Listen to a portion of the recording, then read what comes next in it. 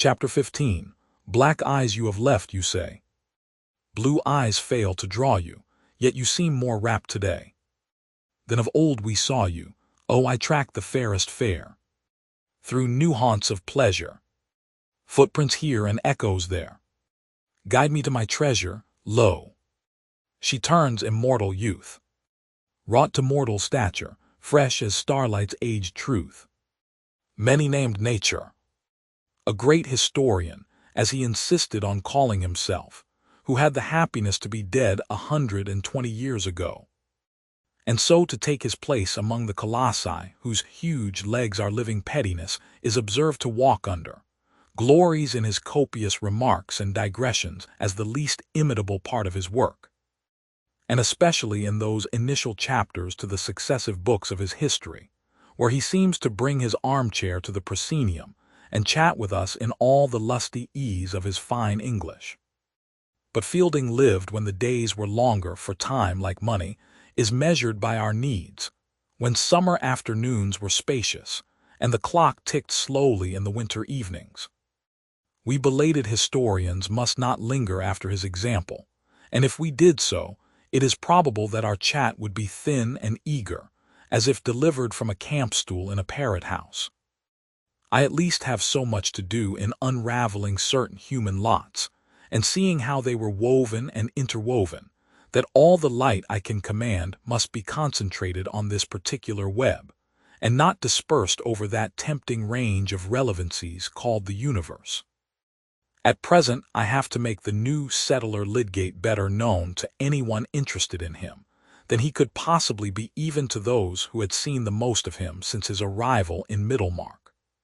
For surely all must admit that a man may be puffed and belauded, envied, ridiculed, counted upon as a tool and fallen in love with, or at least selected as a future husband, and yet remain virtually unknown, known merely as a cluster of signs for his neighbor's false suppositions.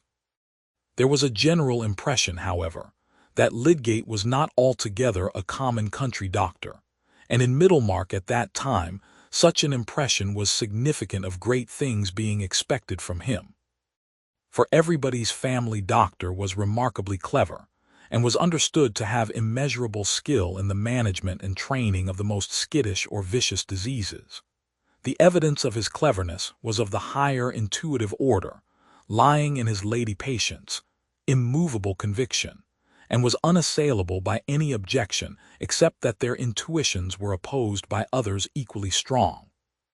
Each lady who saw medical truth in wrench and the strengthening treatment, regarding Toller and the lowering system as medical perdition. For the heroic times of copious bleeding and blistering had not yet departed, still less the times of thoroughgoing theory, when disease in general was called by some bad name and treated accordingly without shilly-shally, as if, for example, it were to be called insurrection, which must not be fired on with blank cartridge, but have its blood drawn at once. The strengtheners and the lowerers were all clever men in somebody's opinion, which is really as much as can be said for any living talents. Nobody's imagination had gone so far as to conjecture that Mr. Lydgate could know as much as Dr. Sprague and Dr. Minchin, the two physicians, who alone could offer any hope when danger was extreme, and when the smallest hope was worth a guinea. Still, I repeat, there was a general impression that Lydgate was something rather more uncommon than any general practitioner in Middlemarch, and this was true. He was but 27, an age at which many men are not quite common, at which they are hopeful of achievement, resolute in avoidance, thinking that mammon shall never put a bit in their mouths and get astride their backs, but rather that mammon, if they have anything to do with him, shall draw their chariot. He had been left an orphan when he was fresh from a public school. His father, a military man, had made but little provision for 3 children, and when the boy Tertius asked to have a medical education, it seemed easier to his guardians to grant his request by apprenticing him to a country practitioner than to make any objections on the score of family dignity. He was one of the rarer lads who early get a decided bent and make up their minds that there is something particular in life which they would like to do for its own sake, and not because their fathers did it. Most of us who turn to any subject with love remember some morning or evening hour when we got on a high stool to reach down an untried volume, or sat with parted lips listening to a new talker, or for very lack of books began to listen to the voices within, as the first traceable beginning of our love. Something of that sort happened to Lydgate. He was a quick fellow, and when hot from play, would toss himself in a corner, and in 5 minutes be deep in any sort of book that he could lay his hands on. If it were Rasselas or Gulliver, so much the better, but Bailey's dictionary would do, or the Bible with the Apocrypha in it. Something he must read when he was not riding the pony, or running and hunting, or listening to the talk of men. All this was true of him at 10 years of age. He had then read through Chrysal, or The Adventures of a Guinea, which was neither milk for babes, nor any chalky mixture meant to pass for milk, and it had already occurred to him that books were stuff, and that life was stupid. His school studies had not much modified that opinion, for though he did his classics and mathematics, he was not preeminent in them. It was said of him that Lydgate could do anything he liked, but he had certainly not yet liked to do anything remarkable. He was a vigorous animal with a ready understanding, but no spark had yet kindled in him an intellectual passion. Knowledge seemed to him a very superficial affair, easily mastered. Judging from the conversation of his elders, he had apparently got already more than was necessary for mature life. Probably this was not an exceptional result of expensive teaching at that period of short-waisted coats and other fashions which have not yet recurred. But one vacation, a wet day sent him to the small home library to hunt once more for a book which might have some freshness for him. In vain.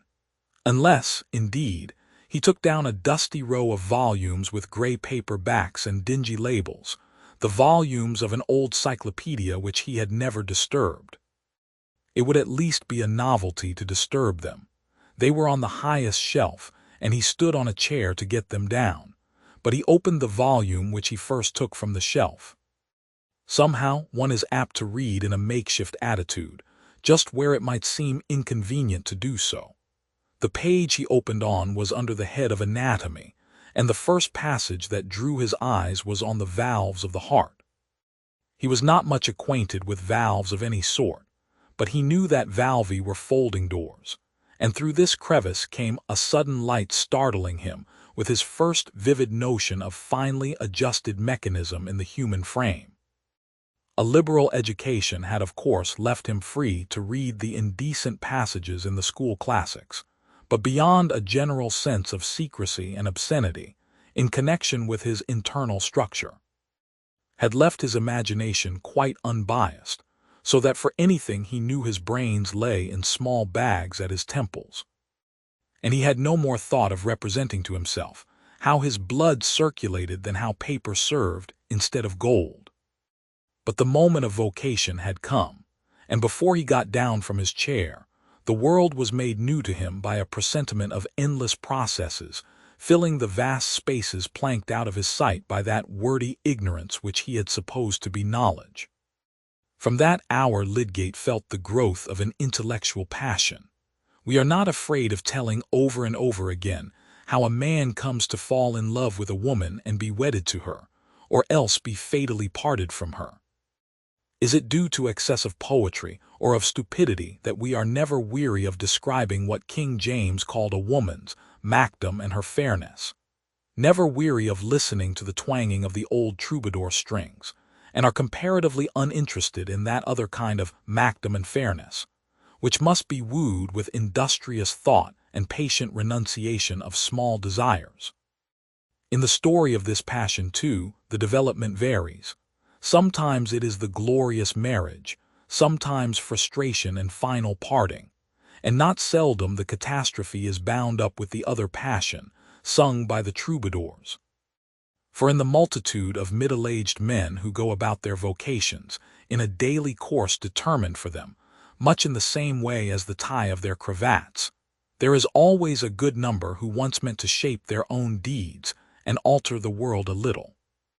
The story of their coming to be shapen after the average and fit to be packed by the gross is hardly ever told even in their consciousness, for perhaps their ardor in generous unpaid toil cooled as imperceptibly as the ardor of other youthful loves, till one day their earlier self walked like a ghost in its old home and made the new furniture ghastly.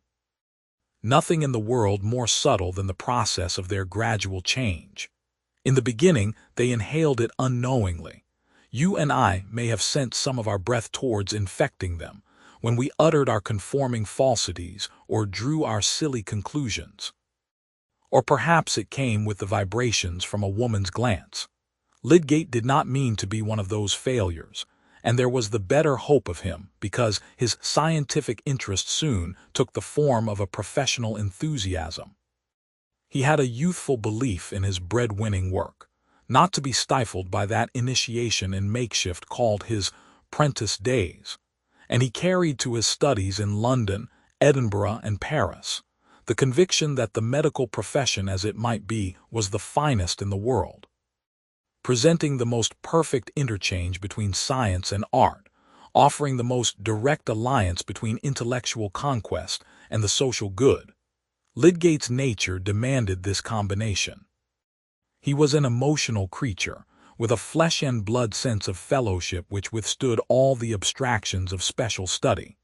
He cared not only for cases, but for John and Elizabeth, especially Elizabeth. There was another attraction in his profession. It wanted reform, and gave a man an opportunity for some indignant resolve to reject its venal decorations and other humbug, and to be the possessor of genuine though undemanded qualifications. He went to study in Paris with the determination that, when he came home again, he would settle in some provincial town as a general practitioner, and resist the irrational severance between medical and surgical knowledge in the interest of his own scientific pursuits, as well as of the general advance. He would keep away from the range of London intrigues, jealousies, and social truckling, and win celebrity, however slowly, as Jenner had done, by the independent value of his work. For it must be remembered that this was a dark period. And in spite of venerable colleges which used great efforts to secure purity of knowledge by making it scarce, and to exclude error by a rigid exclusiveness in relation to fees and appointments, it happened that very ignorant young gentlemen were promoted in town, and many more got a legal right to practice over large areas in the country. Also, the high standard held up to the public mind by the College of Physicians, which gave its peculiar sanction to the expensive and highly rarefied medical instruction obtained by graduates of Oxford and Cambridge, did not hinder quackery from having an excellent time of it. For since professional practice chiefly consisted in giving a great many drugs, the public inferred that it might be better off with more drugs still, if they could only be got cheaply, and hence swallowed large cubic measures of physic prescribed by unscrupulous ignorance which had taken no degrees. Considering that statistics had not yet embraced a calculation as to the number of ignorant or canting doctors which absolutely must exist in the teeth of all changes, it seemed to Lydgate that a change in the units was the most direct mode of changing the numbers.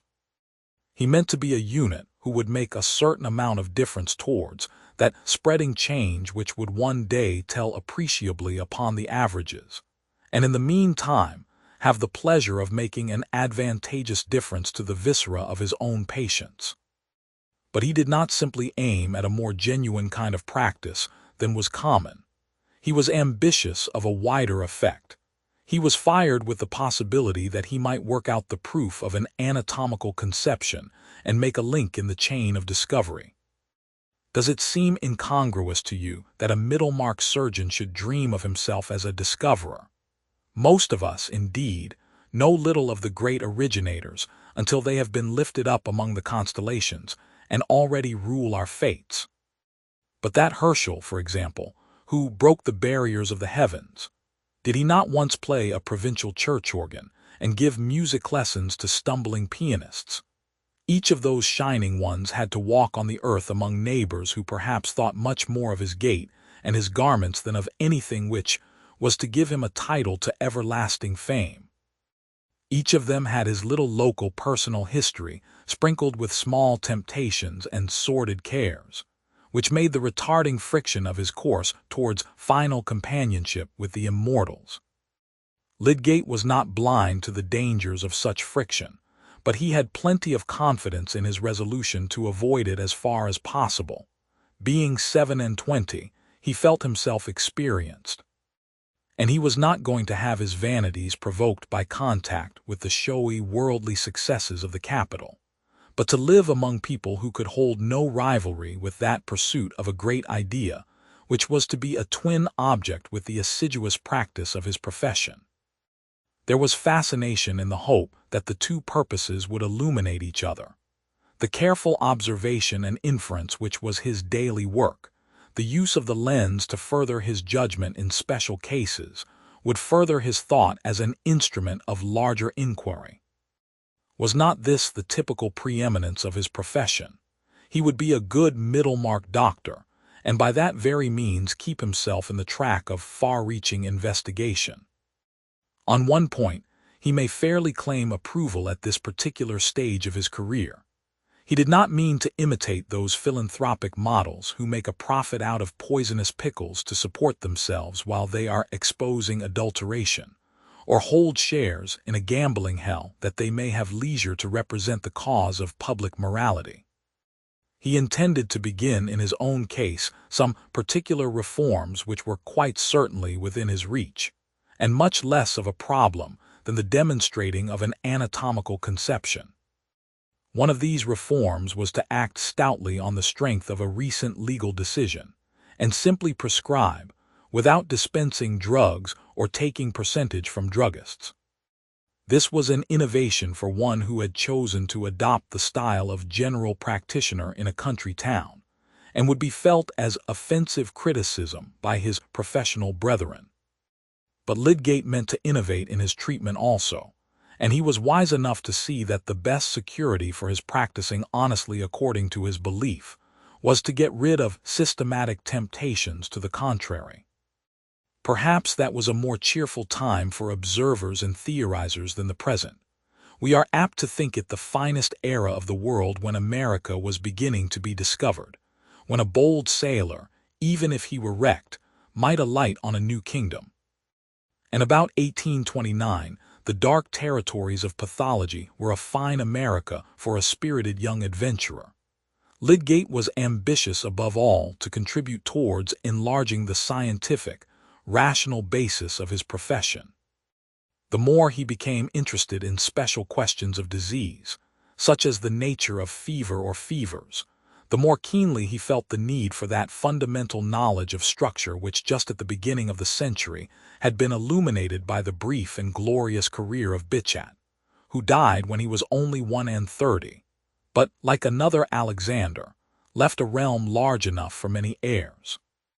That great Frenchman first carried out the conception that living bodies, fundamentally considered, are not associations of organs which can be understood by studying them first apart, and then, as it were federally, but must be regarded as consisting of certain primary webs or tissues, out of which the various organs, brain, heart, lungs, and so on, are compacted, as the various accommodations of a house are built up in various proportions of wood, iron, stone, brick, zinc, and the rest, each material having its peculiar composition and proportions. No man, one sees, can understand and estimate the entire structure or its parts, what are its frailties and what its repairs, without knowing the nature of the materials. And the conception wrought out by Bichat, with his detailed study of the different tissues, acted necessarily on medical questions, as the turning of gaslight would act on a dim, oil-lit street, showing new connections and hitherto hidden facts of structure, which must be taken into account in considering the symptoms of maladies and the action of medicaments.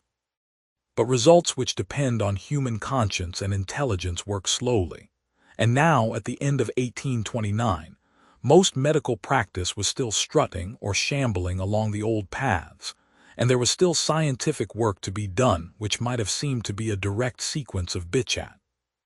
This great seer did not go beyond the consideration of the tissues as ultimate facts in the living organism, marking the limit of anatomical analysis. But it was open to another mind to say, have not these structures some common basis from which they have all started, as your sarsenet, gauze, net, satin, and velvet from the raw cocoon? Here would be another light, as of oxyhydrogen, showing the very grain of things and revising all former explanations. Of this sequence to Bichat's work, already vibrating along many currents of the European mind, Lydgate was enamored. He longed to demonstrate the more intimate relations of living structure, and help to define men's thought more accurately after the true order. The work had not yet been done, but only prepared for those who knew how to use the preparation. What was the primitive tissue? In that way Lydgate put the question, not quite in the way required by the awaiting answer, but such missing of the right word befalls many seekers. And he counted on quiet intervals to be watchfully seized, for taking up the threads of investigation, on many hints to be won from diligent application, not only of the scalpel, but of the microscope, which research had begun to use again with new enthusiasm of reliance. Such was Lydgate's plan of his future, to do good small work for Middlemarch and great work for the world. He was certainly a happy fellow at this time.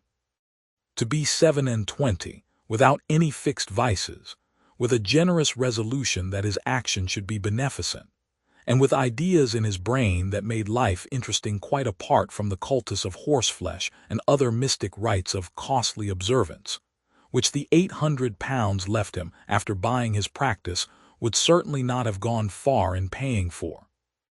He was at a starting point which makes many a man's career a fine subject for betting, if there were any gentleman given to that amusement who could appreciate the complicated probabilities of an arduous purpose, with all the possible thwartings and furtherings of circumstance, all the niceties of inward balance, by which a man swims and makes his point or else is carried headlong. The risk would remain even with close knowledge of Lydgate's character, for character too is a process and an unfolding. The man was still in the making, as much as the Middlemarch doctor and immortal discoverer, and there were both virtues and faults capable of shrinking or expanding. The faults will not, I hope, be a reason for the withdrawal of your interest in him. Among our valued friends is there not some one or other who is a little too self-confident and disdainful, whose distinguished mind is a little spotted with commonness, who is a little pinched here and protuberant there with native prejudices, or whose better energies are liable to lapse down the wrong channel under the influence of transient solicitations? All these things might be alleged against Lydgate, but then they are the periphrases of a polite preacher who talks of Adam, and would not like to mention anything painful to the Puritans.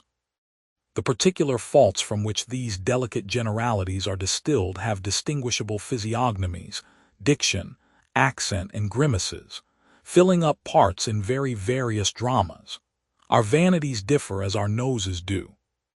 All conceit is not the same conceit, but varies in correspondence with the minutiae of mental make in which one of us differs from another. Lydgate's conceit was of the arrogant sort, never simpering, never impertinent, but massive in its claims and benevolently contemptuous. He would do a great deal for noodles, being sorry for them, and feeling quite sure that they could have no power over him. He had thought of joining the Saint Simonians when he was in Paris, in order to turn them against some of their own doctrines. All his faults were marked by kindred traits, and were those of a man who had a fine baritone, whose clothes hung well upon him, and who even in his ordinary gestures had an air of inbred distinction. Where then lay the spots of commonness? Says a young lady enamored of that careless grace. How could there be any commonness in a man so well bred, so ambitious of social distinction, so generous and unusual in his views of social duty? as easily as there may be stupidity in a man of genius if you take him unawares on the wrong subject, or as many a man who has the best will to advance the social millennium might be ill-inspired in imagining its lighter pleasures. Unable to go beyond Offenbach's music, or the brilliant punning in the last burlesque, Lydgate's spots of commonness lay in the complexion of his prejudices, which, in spite of noble intention and sympathy, were half of them such as are found in ordinary men of the world. That distinction of mind which belonged to his intellectual ardor did not penetrate his feeling and judgment about furniture or women, or the desirability of its being known, without his telling, that he was better born than other country surgeons. He did not mean to think of furniture at present, but whenever he did so, it was to be feared that neither biology nor schemes of reform would lift him above the vulgarity of feeling that there would be an incompatibility in his furniture not being of the best. As to women, he had once already been drawn headlong by impetuous folly, which he meant to be final, since marriage at some distant period would of course not be impetuous.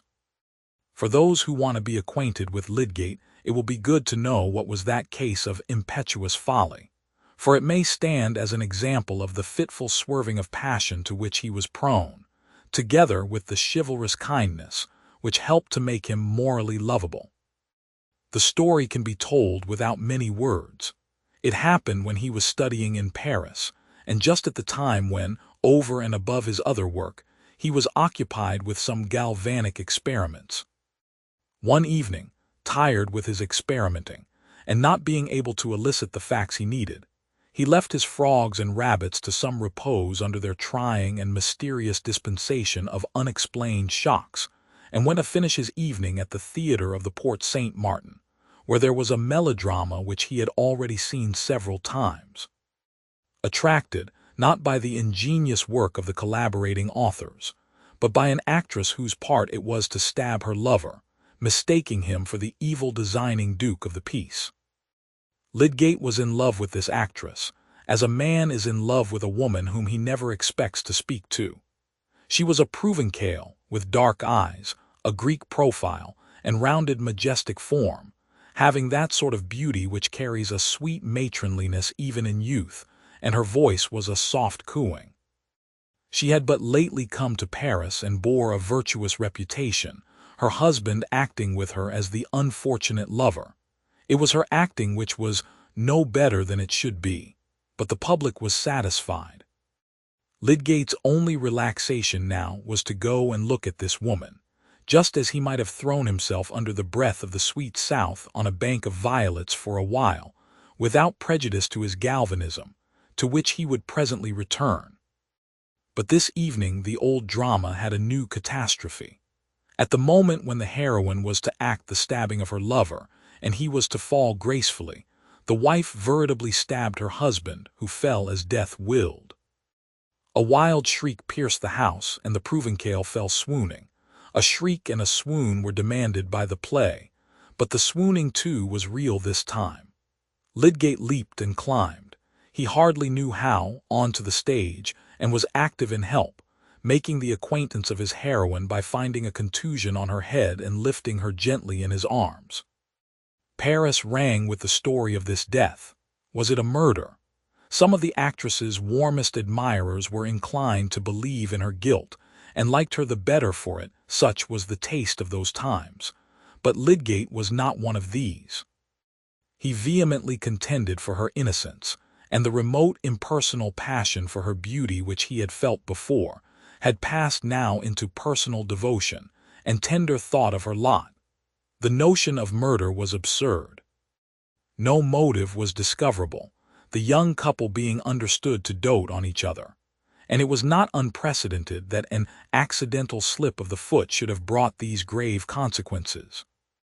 The legal investigation ended in Madame Laura's release. Lydgate by this time had had many interviews with her and found her more and more adorable. She talked little, but that was an additional charm. She was melancholy and seemed grateful. Her presence was enough, like that of the evening light. Lydgate was madly anxious about her affection, and jealous lest any other man than himself should win it and ask her to marry him. But instead of reopening her engagement at the Porte Saint Martin, where she would have been all the more popular for the fatal episode, she left Paris without warning, forsaking her little court of admirers. Perhaps no one carried inquiry far except Lydgate, who felt that all science had come to a standstill while he imagined the unhappy Laura, stricken by ever-wandering sorrow, herself wandering, and finding no faithful comforter. Hidden actresses, however, are not so difficult to find as some other hidden facts, and it was not long before Lydgate gathered indications that Laura had taken the route to Lyon. He found her at last acting with great success at Avignon under the same name, looking more majestic than ever as a forsaken wife carrying her child in her arms. He spoke to her after the play, was received with the usual quietude which seemed to him beautiful as clear depths of water, and obtained leave to visit her the next day. When he was bent on telling her that he adored her and on asking her to marry him, he knew that this was like the sudden impulse of a madman, incongruous even with his habitual foibles. No matter. It was the one thing which he was resolved to do. He had two selves within him apparently, and they must learn to accommodate each other and bear reciprocal impediments. Strange that some of us, with quick alternate vision, see beyond our infatuations, and even while we rave on the heights, behold the wide plain where our persistent self pauses and awaits us. To have approached Laura with any suit that was not reverentially tender would have been simply a contradiction of his whole feeling towards her. "You have come all the way from Paris to find me," she said to him the next day, sitting before him with folded arms, and looking at him with eyes that seemed to wonder as an untamed, ruminating animal wonders. "Are all Englishmen like that? I came because I could not live without trying to see you. You are lonely. I love you. I want you to consent to be my wife. I will wait, but I want you to promise that you will marry me, no one else." Laura looked at him in silence with a melancholy radiance from under her grand eyelids, until he was full of rapturous certainty, and knelt close to her knees. "I will tell you something," she said in her cooing way, keeping her arms folded. "My foot really slipped." I know," said Lydgate deprecatingly. "It was a fatal accident, a dreadful stroke of calamity that bound me to you the more." Again Laura paused a little and then said slowly, "I meant to do it." Lydgate, strong man as he was, turned pale and trembled. Moments seemed to pass before he rose and stood at a distance from her. "There was a secret then," he said at last, even vehemently. "He was brutal to you. You hated him." "No, he wearied me. He was too fond. He would live in Paris, and not in my country. That was not agreeable to me." "Great God!" said Lydgate in a groan of horror. "And you planned to murder him?" "I did not plan. It came to me in the play. I meant to do it." Lydgate stood mute and unconsciously pressed his hat on while he looked at her. He saw this woman, the first to whom he had given his young adoration, amid the throng of stupid criminals. "You are a good young man," she said, "but I do not like husbands. I will never have another." 3 days afterwards Lydgate was at his galvanism again in his Paris chambers, believing that illusions were at an end for him. He was saved from hardening effects by the abundant kindness of his heart and his belief that human life might be made better. But he had more reason than ever for trusting his judgment, now that it was so experienced. And henceforth he would take a strictly scientific view of woman, entertaining no expectations but such as were justified beforehand.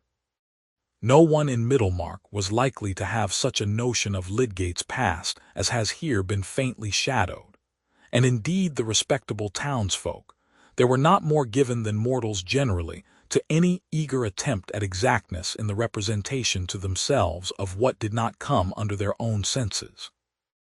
Not only young virgins of that town, but gray-bearded men also, were often in haste to conjecture how a new acquaintance might be wrought into their purposes, contented with very vague knowledge as to the way in which life had been shaping him for that instrumentality.